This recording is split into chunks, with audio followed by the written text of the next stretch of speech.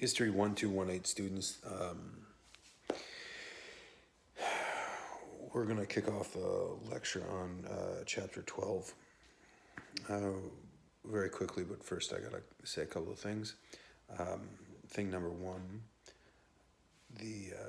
for some strange reason, the PowerPoint slides that I had for chapter 12 did not come through the cloud in the way that that we would have expected them to. So there was a hold up there. So I posted the slides on Blackboard today, and they're not the normal slides. If you look and see, these slides are actually just like that instead of the regular kind of a format we would normally be using. Chapter 13, we'll get back to it, the way we've been covering it since the beginning of class, but for some reason the chapter 12 slides are just a little bit off. So that's forcing me to use this other batch of slides that is not 1000% perfectly in tune with the version of your textbook that you've got. However, it is extremely close. And the only bad news, and so that's a little bit of bad news. A little bit of good news is that the bulk of the material for this presentation is covered in like 20 slides. So that's much better than or probably much more condensed than the normal number of slides that you guys are used to trying to process. The other thing that's good about it is the slides contain a lot more kind of a breakdown of information. So that might be helpful.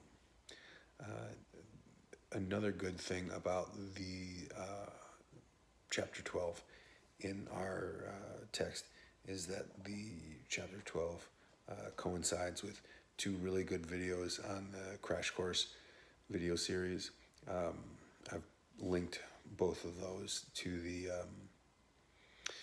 Blackboard webpage. So it's Crash Course US History video number 15 and 16 on reform movements and women in reform movements in the early 1800s.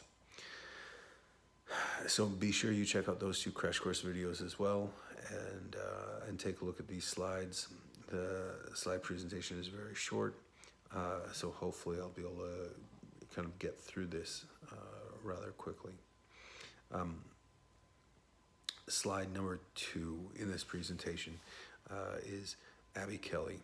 Abby Kelly was an extremely famous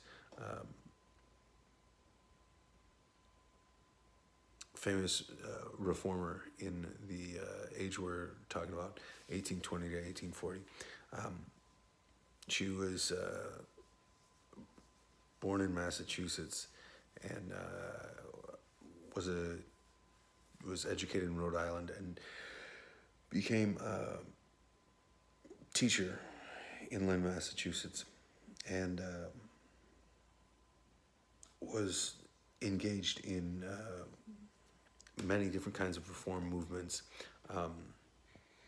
As you'll see, there were a bunch of different kinds of reform movements that were going on in the United States at this time, but she spoke out for nearly 20 years on all sorts of topics, but mainly abolition of slavery. Not always to a warm welcome. Her first public lecture in Philadelphia, a bunch of people attacked her because they thought she was advocating for sexual relationships between black and white Americans, and a concept called miscegenation, and the people literally stormed the building she was speaking in and burned it to the ground. So certainly that serves as a reminder that while these reform movements were definitely taking place and they definitely impacted American history, they certainly were not always warmly received, and the reformers themselves always constituted a minority of the American population. So slide number 2 it talks about the reform impulse. The first major topic handled by Foner in chapter 12 is the formation of utopian communities. Utopian communities come from this idea that you can reorder society in a way that will be much more harmonious and equitable for all people involved in your society.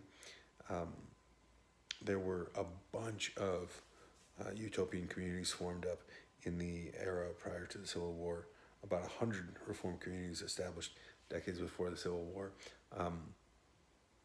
Most of them set out to reorganize society on a cooperative basis, hoping to restore harmony in the social world. That was based on excessive individualism, narrowing, and it ultimately sought to kind of narrow the gap between the rich and the poor. This was essentially groups of people that went off into an area, into a community, and formed a very, very tight-knit group of people that sought to kind of perfect society outside of society itself. When Foner talks about the reform impulse took on a bunch of different kinds of methods here. There were people who sought to reform people's behavior. Generally speaking, there were people who sought to reform people's behavior by passing laws that would force people to change their ways. And there were people that wanted to reform by setting up communities or setting up groups of people outside of society itself that would serve as a beacon, serve as an example of how successful society could be if people just adhered to the kinds of rules and the kind of discipline and the kinds of structures that made some of these reform communities possible. So the utopian communities were definitely the third type of reform, where these groups would go off and found an actual community, usually based on some kind of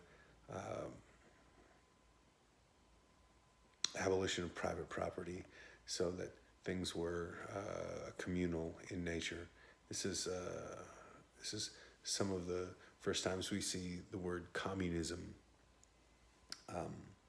in American English. Probably the most famous group would be the Shakers. The Shakers were widespread at one point, 5,000 people living in the Shaker communities across the United States.